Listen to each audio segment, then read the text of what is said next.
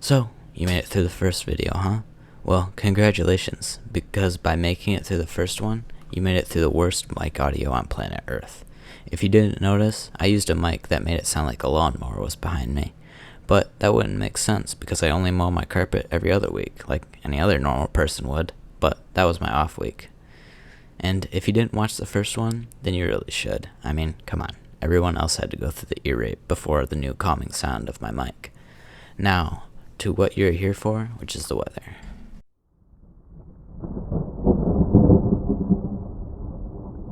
It all started in the Atlantic, with a forecast of about 40% chance of formation in the coming days. The next day, predictions were quickly upgraded to a 70% chance, as conditions were beginning to be ripe for the picking for this tropical disturbance, foreshadowing its future quick intensification. The following day, it formed into a tropical storm and was given its name, Beryl.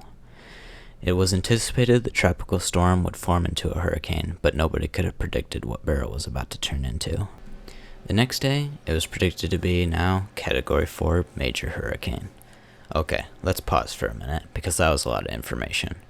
So, in the span of 4 days, this went from a 40% chance of formation all the way to a major hurricane, which would be the first ever Cat 4 in June recorded in history. And spoiler alert, that wouldn't be the only record Beryl broke. I mean, for this storm to be that mad, it must have been in some hot water. Am I right?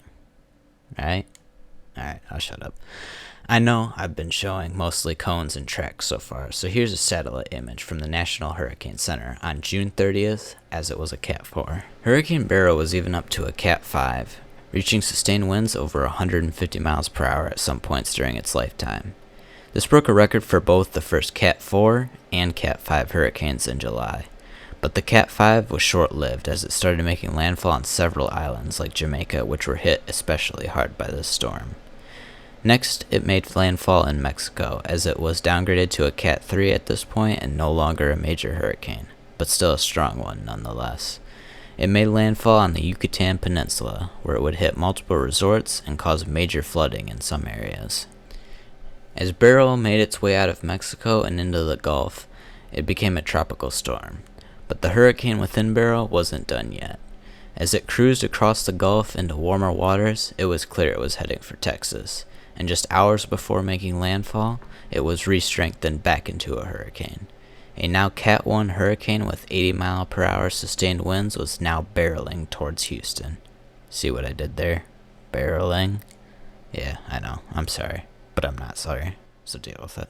As Beryl made landfall in Texas, life-threatening storm surge would be the main concern. The eye wall would slam just southwest of Houston. Roads would be flooded and power outage would be widespread, putting more than 2.7 million people out of power according to USA Today. In the aftermath, 4 people would unfortunately be recorded as killed. However, after making landfall, Beryl would not be done yet.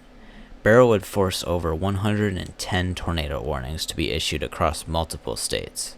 As you can see by Colin McCarthy's post, it was the record number of tornado warnings in July since records began in 1986, almost doubling the previous record. Beryl would sweep across much of the Midwest as a post-tropical depression, causing heavy rainfall and flooding in many areas. This would also be where I got my footage, as you may have noticed in the background. It wasn't very exciting at this point, but it was still cool to know it was the remnants of a once mega Category 5 hurricane at its peak. That's all I have for you today, but I hope you enjoyed this analysis of Hurricane Beryl. I put a lot of time and effort into making sure that this video was at quality to my standard, so I hope you could reward me by following on my social media pages, and now our YouTube page, which I have set up with the other 2 videos I've made, and which this one will also be launched on. So, hope you have a good rest of your day, and take care and stay safe out there.